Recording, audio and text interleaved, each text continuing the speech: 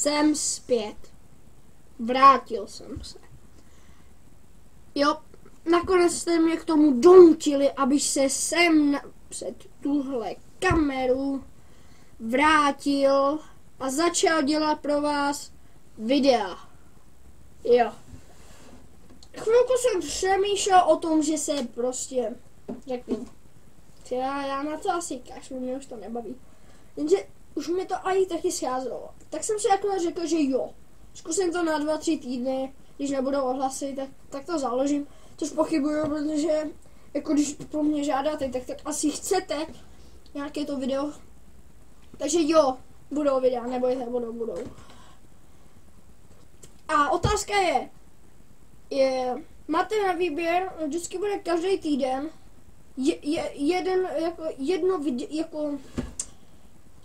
jeden druh videa. Třeba si odhlasujete questions and answers, neboli otázky a odpovědi. A když tam bude nejvíc hlasů, tak to já vemu a celý týden budu jenom tady tohle video. Takže máte na výběr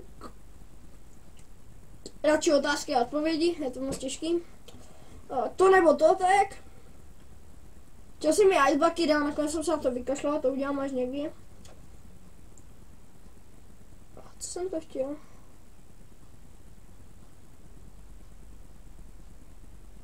Úplně vypadlo z hlavy. To nebo to. Otázky, odpovědi, Q&A. Dlouho jsem netočil. To nebo to a otázky a odpovědi. A ještě něco jsem chtěl. Jo, a jak si rozbít držku. Jako různý držkopády. Máte 3 na výběr. Jak bude u toho videa prostě question and answer a budete to otázky a odpovědi.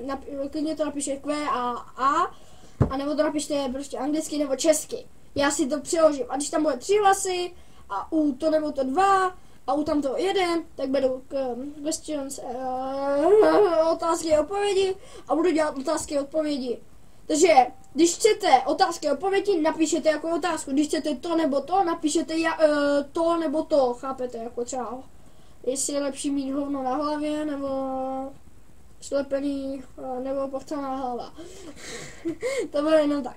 Takže jo, že jestli jste to pochopili, jo, a u toho, jak si rozbít držku, to pochopíte, jo.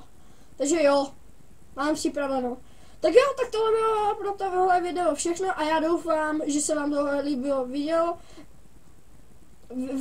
líbilo a zanechte like, klidně odběr a já se prodloučím, čau.